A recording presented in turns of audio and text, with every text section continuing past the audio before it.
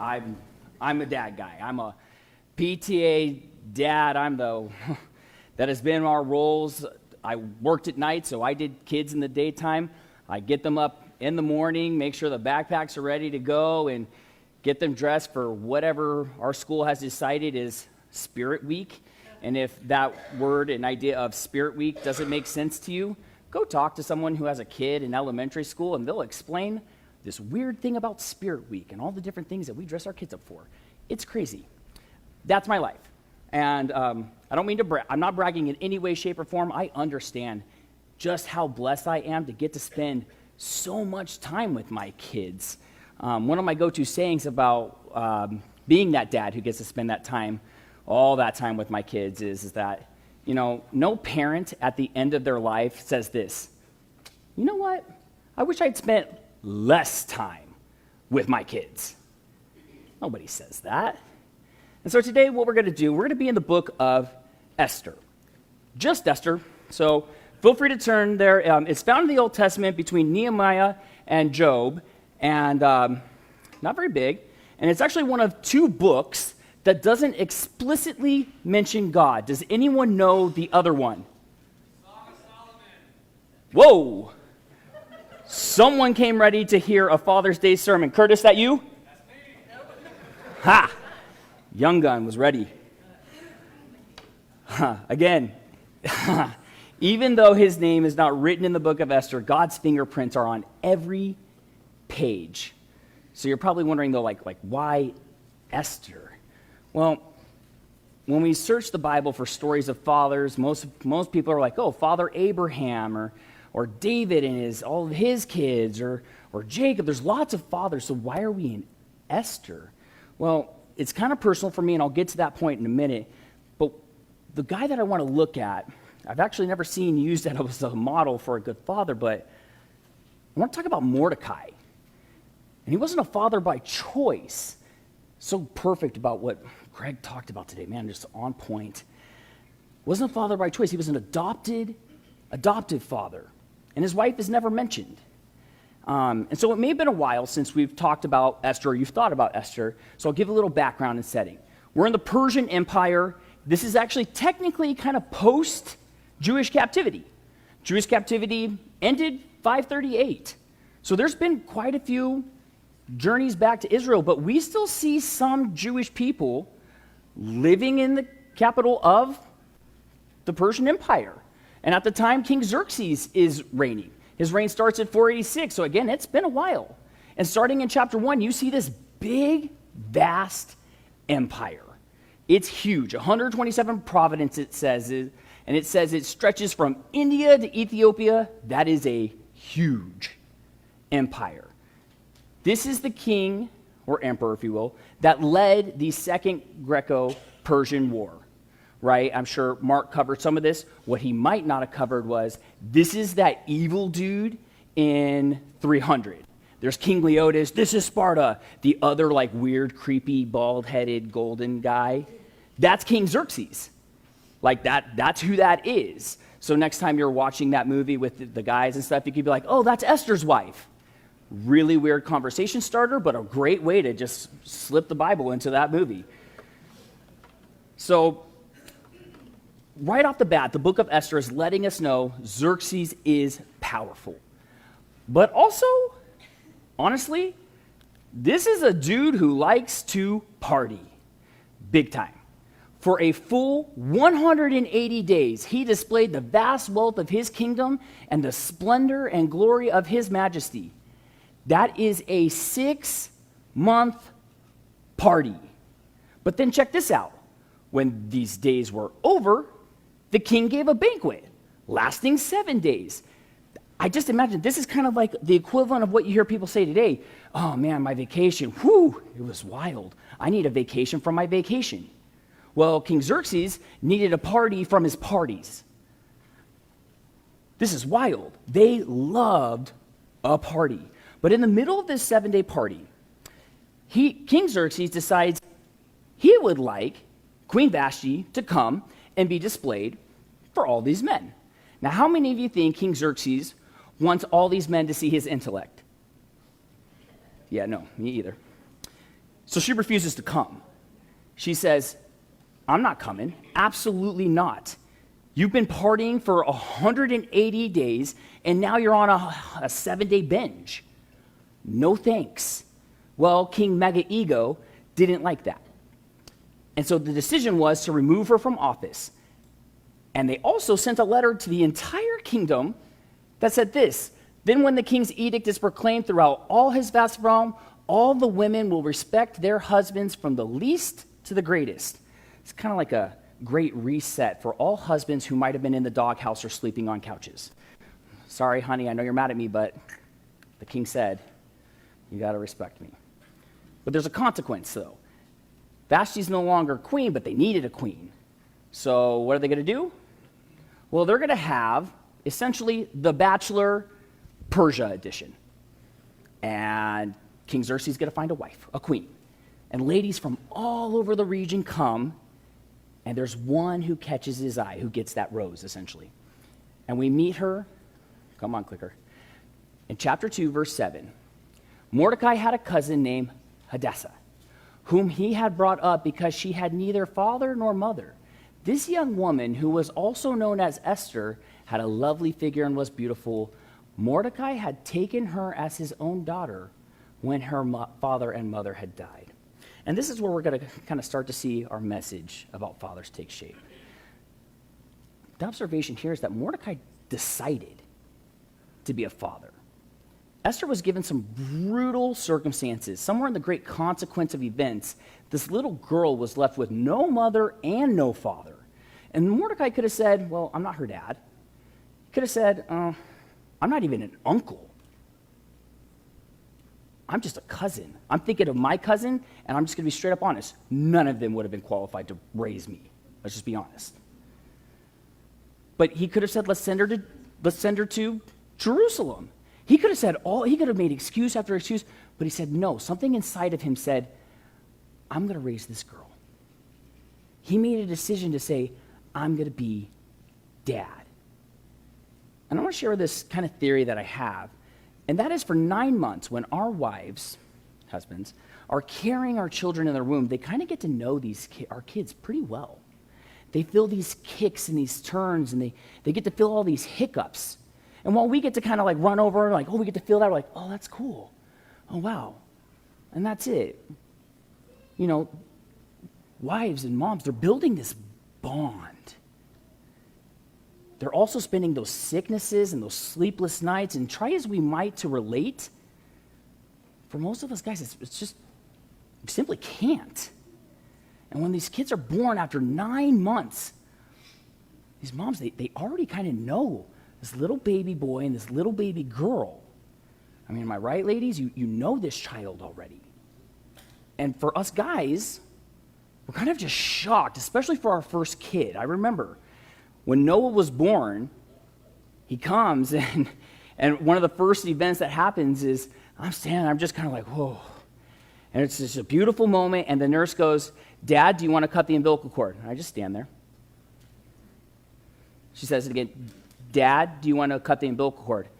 And I'm looking around like, yeah, will Dad answer this lady? She had to say it a third time, like, Dad, do you want to cut the umbilical cord? Like, yeah, Dad. Oh, I am Dad. Yes, put me in. I'm ready. I'm Dad. And so, like, I knew Noah was going to be my child. Like, I understood that. But there was a moment right then that I realized I am Dad. And it kind of sets in motion a whole lifestyle called fatherhood, which in essence is really a series of decisions about being present in the lives of our kids. And that's what Mordecai does here. And that realization just kind of set in at a different time for him, that I am Dad. And so now Esther is queen. And there's something that actually happens at the end of chapter 2. A plot is discovered. And there's 2 people that Mordecai overhears near the gates plotting to overthrow the king. So Mordecai tells Esther, and Esther tells the right people. And the plan is thwarted. And it seems random here. Seems just kind of random here. Just a little blurb at the end of chapter 2. And like a good novelist, Whoever wrote this book put this in the exact right place. Because we might say, what difference does it make? You're going to see what difference this makes. This is what we call foreshadowing. So let's move on to chapter 3. Chapter 3, our main villain, if you will, enters. And his name is Haman. Boo. Haman is a raging bigot. He is arrogant, and he has an ego the size of Persia, perhaps even bigger than Xerxes. And he was given an honor from Xerxes and made everyone bow to him. Almost everyone. Mordecai would not bow to him. Consequently, when Haman passed by, Mordecai would be the only one out of a long row of people that would not bow. He stood there. He had but one God to whom he would bow. It was not Haman, it was Jehovah. And now I'm sure, as most of you have kind of seen in your own lives, as you deal with people who have huge and oftentimes fragile egos, what happens when they're insulted? Well, they lash out. And the book of Esther tells us that he didn't want to just destroy Mordecai, or just maybe even Mordecai and Mordecai's family. Oh no. When Haman saw that Mordecai would not kneel down or pay him honor, he was enraged.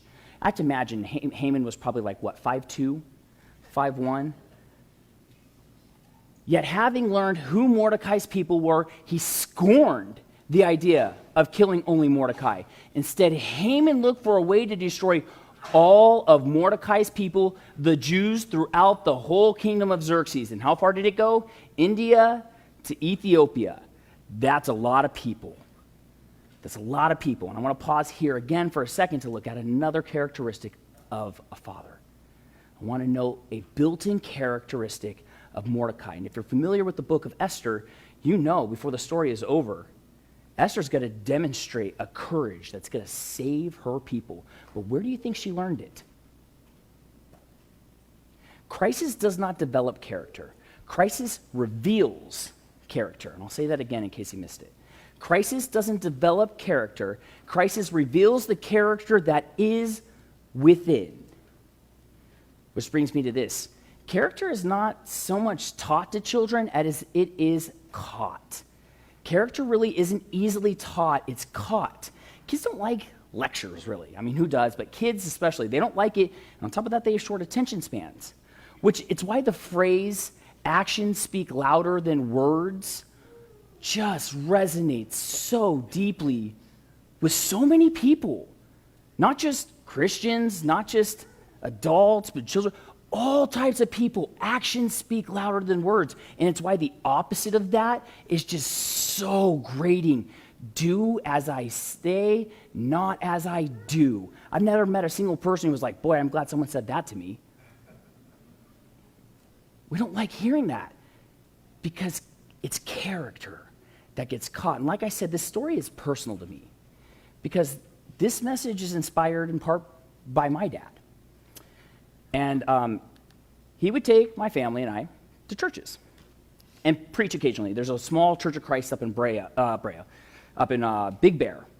And if you were to ask my mom, my little brother, my sister, what's your dad's like go-to sermon? If you're out of state or visiting, what's his go-to sermon? And we would tell you, oh man, it's the story of Esther. And if you've ever heard my dad preach, he gets super animated. Like he is like, you think I'm animated? Oh man. He's very animated, he's very passionate, and he does this full retelling of the story of Esther. But what characteristics did I catch from my own dad? Well, my dad was always involved in serving the church. We came here a lot. Like, where was this picture taken? Right there. Right there. One time we came here, and we cleaned the carpets. There were even more chairs than there are today. Just my dad and I, is about 14, we stacked all the chairs, we put them all over there, and then we cleaned the carpets over here. Then we let them dry. Then what happened? We pulled all the chairs over to this side and did the other side. And it was a whole day. It was a whole day of that. And he brought me. Unwillingly. But we came. And he always found ways to serve. Song leading, all this stuff. In fact, we had this thing where we used to record the sermons on cassette tapes, right? And if you go up in the attic We have hundreds of these sermons recorded on cassettes. They all have his handwriting on them. So if later today you're like, man, I'd like to hear like a really good sermon instead of just the okay one I got, you're more than welcome to go upstairs. You just got to find a cassette tape player to play the tape. But you'll find his handwriting on those tapes. Serving the church was developed in me from an early age because I caught that from my dad. But I caught something else. My dad shares something in common with Mordecai. When I was 10, he legally adopted my brother and I from our biological dad. Because he's technically my stepdad, but not anymore. We call him Dad because he adopted us. And he could have married my mom and been a less than interested father because, well, we weren't his flesh and blood. We weren't his kids. But he went the complete opposite direction of that. Not only did he teach my brother and I what a godly man says, but what a godly man does. So it was an easy choice for me to be as involved as I am now with my own kids because my dad modeled that. Character isn't easily taught. Character's caught. And apparently Esther caught courage. Because the story from now on is a story of courage. We know Haman wants to kill all the Jewish people. He convinces Xerxes it's a necessity. And Xerxes says, all right, we're going to kill all the Jewish people, making it an unchangeable law according to Persian tradition, since they viewed Xerxes as a god. There's a saying, we still kind of use it today, according to the Persians and Medes, a law according to the Persians and Medes. It means an unchangeable law. Well, Mordecai weeps and fasts. He tears his clothes. He covers himself in ashes. Many other Jews do when they hear this. And Esther hears about this and goes, what's going on? And he tells her. And he tells her this. Who knows but that you have come to your royal position for such a time as this, to save her people. And as a father, I want you to see what is happening here. It could not have been easy for Mordecai to say those words to his beloved daughter Esther, because he's sending her into the throne room of the king. I mean, it's not easy today to send our kids to summer camp. Sending them to college is hard, I'll give you that. Sending them to grandma's is somewhat scary too, because we don't know what kind of sugar-fueled monsters are going to be coming home to us. I get that. But it's nothing like what Mordecai was sending Esther to. But Mordecai knew that there was a time in which a child's life matures, and here she has a purpose. What is the purpose we're challenging our own kids to live for? What is the purpose we're preparing them for, equipping them for? Are we helping them consider their place in God's kingdom? Are we challenging them to think about their role in God's church? Are we equipping them for the time when they will be released and then we have to back off and let the Holy Spirit control their destiny? Because that's what Mordecai did. Esther knows that she can't just go waltzing into the king's throne room and start complaining. What have you done? Why are you doing this? That's not how it worked back then. In fact, if she just goes in there and he doesn't give her a little dip of the scepter, her head gets chopped off. That's how it worked back then. So she tells Mordecai, have all the people pray and fast for 3 days. And then look what happens in chapter 5. You guys are going to love this. On the third day, Esther put on her royal robes and stood in the inner court of the palace in front of the king's hall. The king was sitting on his royal throne in the hall, facing the entrance. When he saw Queen Esther standing in the court, he was pleased with her. Boy, that is understated. So she puts on her nice clothes. She is smart. She's looking good. Her hair's probably all nice. She probably smells really nice. She knows to get his attention, she's got to be looking good, because that's what King Xerxes is into, right? And I imagine King Xerxes, he's sitting on his throne, he's writing his papers, he's talking to guys, and he does one of these things, sees her, and goes, maybe even does that old school, like, whatever that is. And he's probably telling his guys, the scepter, where's the scepter thing? Give me the scepter. Yes, I want that. Yes, come back. And then I love this. He was pleased with her. Yeah, that's probably an understatement. Come on in. So she goes in, and he says, what do you want? What do you want? I'll give it to you up of half of my kingdom. How big is the kingdom again? India to Ethiopia. That's a lot of land. That's a lot of kingdom. What do you want? Ladies, take from that what you will about that whole thing. But what she says to him is, she says, you know what, honey? I just want to have lunch with you. And he's probably like, oh, all right. This is nice. But then Esther drops this line. But also invite Haman along. Or Xerxes is probably like, oh, all right, fine. Let's go, Haman, third wheel.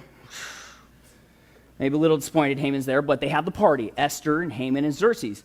And then the party's over, and Xerxes says, what do you want? And she says, you know what? I want to have another party tomorrow. And remember how this story started? These are legit party people. So they set up another banquet for tomorrow. And Haman is so proud of himself. He's so happy. Not only has he just had a meal with the king and queen, but guess what? He's been invited back for a repeat performance. Look at that. And he's strutting out of the throne room. He is just feeling it. He's leaving. Everyone's bowing to him. Yeah, and there's Mordecai not bowing. And he's like, oh, this guy. Oh, that guy's the worst. I hate that dude. And he gets all the way home, and he's like, guys, I had the best day, but that Mordecai dude, he is the worst. And his friends and his wife go, that guy is a pain in the neck, in your neck. You should put a pain in his neck, if you know what I mean. You should build a gallows, but make it super high, like 75 feet tall. And so for scale for you guys, that's like as big as that giant flag that we got that says church. It's about how big that is. Anyways, huge gallows. He says, that's a great idea. And so before he goes to bed, he leaves instructions. 75 feet tall, build it right outside the castle. He goes, I'm going to go to bed good. I'm going to go in the morning. I'm going to talk to Xerxes, and we're going to, Mordecai, he's going to be done. Well, guess who doesn't sleep well that night? King Xerxes. So now we're in chapter 6, verse 1, kind of if you're following along. And Xerxes as the court officials come in because he can't sleep well and bring in the court records. Does anybody remember what's in the court records? Oh, yeah. But I don't think the court records are brought in just because he's interested in them. They're brought in because he wants to go to sleep. And they're probably boring. Just start reading, whatever. And they get to the part of this plan to kill him that was thwarted. And he goes, wait, what? Who's Mordecai? Well, what did we do for him? Did we have a party? Obviously. No. They're like, nope. Well, did we give him a medal? What did we do for him? They're like, nothing. We did nothing for him. And he's bothered by this, and he goes, well, okay, who's here? Bring someone in so I can talk to them. Well, guess who's coming in at that time? It's Haman. And I have to imagine the doors of this palace had to be huge for Haman to get in the door, because his head had to be massive, because check this out. When Haman entered, the king asked, what should be done for the man the king delights to honor? Look at this line. Now Haman thought to himself, who is there that the king would rather honor than me? Woo! And Mr. Ego says this. Well, you could let him wear the robe that you've worn. And, just off the top of my head, you could let him wear the crown too. And while I'm just spitballing here, but he could ride on your horse. And, while I'm at it, he could be led around the town, and then people could bow down and worship him. And Xerxes is like, oh, Haman, you sly dog. That's a great idea. You know what? I want you to go out and do that for Mordecai. And Haman has to be like, having this like existential crisis going like, wait, what? And I love this. Xerxes says, do not neglect anything that you've recommended. And it's not servants that go and get Mordecai and do this, or court officials, or friends of Mordecai's. Oh, no. So Haman got the robe and the horse, and he robed Mordecai and led him on horseback throughout the city streets, proclaiming before him, This is what is done for the man the king delights to honor. And Mordecai seems like a good guy. But man, wouldn't you just love if he was like, hey, you know what, Haman, could you just project a little better? I don't know if they can hear you so well over there. So Mordecai, it says that he was grieved and he went home. And he's complaining to his wife and friends, and they basically are like, Haman, this might be your ruin. Like, you might be in trouble. Well, guess who shows up? Court officials basically show up and say, Haman, did you forget about your lunch? And so they take him to lunch. And Esther and Xerxes, well, they're already drinking wine. So he sits down, and they're having the banquet, and Xerxes says to his love, Queen Esther again, honey, what is it you really want? And so Haman's probably snacking on a sandwich, whatever it is. And she goes, you know what? I'll tell you. There is a man so villainous and so evil that he wants to destroy all of my people. And you think Haman probably went, wait a second. And King Xerxes asked Queen Esther, who is he? Where is he? The man who dared to do such a thing? And Esther, an adversary, an enemy, the vile Haman. And Haman then has his second existential crisis for the day. Wait. And then hopefully there were court musicians there too to also do the dun, dun, dun. The drama in this. King Xerxes is so enraged, probably because he realizes, I can't undo this. And so he leaves. And Haman, Mr. Ego, also Mr. King of Horrible Timing, throws himself on the couch of Esther begging for his life. Well, while that's happening, Xerxes comes back in and looks and goes, oh, okay, it's not enough that you want to kill her. You're trying to take her too? Are you serious? What is with you, dude? And they put a bag over his head. And I kind of imagine this is how it went. Like someone was very helpful in the background. I was like, excuse me, King Xerxes. And he's probably like, what? What now? And they're like, oh, I just wanted to let you know, outside the castle, there's this like really, really, really tall gallows that Haman had built to kill Mordecai. And Xerxes goes, say no more. Take his signet ring, take him away. And he bestowed that signet and raised Mordecai up to that honor. And we're left with some interesting, really, really interesting and profound lessons here. And the first one is never, ever, ever underestimate the providence of God. Some of us have gone through hard things in life, and some of us are going through hard things in life right now. Maybe you have your own Haman who's throwing wrenches in your life, hopefully not building 75-foot tall gallows. That's a lot. But just remember, the story's not over. Maybe the bad guy is in the throne room. Maybe an evil power is sitting on the throne. But the sovereign hand of God runs history. The story is not over. It's hard to not be discouraged, but fathers, teach your children to not give up. The Holy Spirit is working, and that inside of us is that same powerful Spirit, and He has all the tools we need to get through life. Fathers and parents, teach your children that. Next, never underestimate the influence of a good father. According to Lifeway Research Group, it's a church researching group, Father's Day is the holiday with the single lowest average church attendance. Statistically lower than Labor Day, Memorial Day, and 4th of July. And that's interesting when you consider that Mother's Day is the third highest behind Easter and Christmas, right? Mother's Day also has the lowest amount of crimes committed in America. So Mother's Day is one of the highest attended Sundays of the year. Father's Day is one of the lowest. What does that tell us? Well, on Mother's Day, moms are obviously too busy going to church and lunch with their families to commit crimes. That's how you twist statistics. I kid, but what does this say about the difference between the viewing of faith between mothers and fathers? It's interesting. Maybe it says that churches aren't very effective in affirming the father's importance when it comes to their kids' faith. Maybe it says that fathers themselves don't understand how important it is for their kids to see them place the importance on going to church.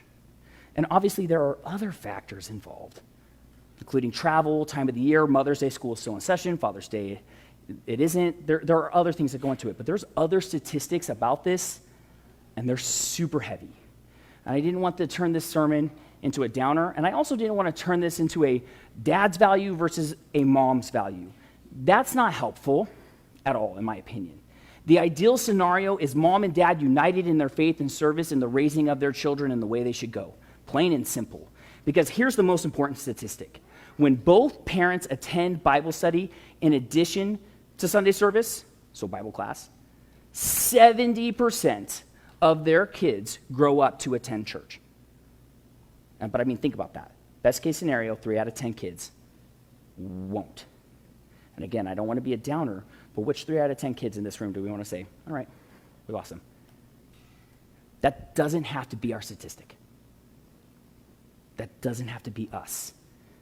And I wanted to quickly show everyone here, but especially dads on Father's Day, that you have a greater long-term impact on your children than you might be thinking.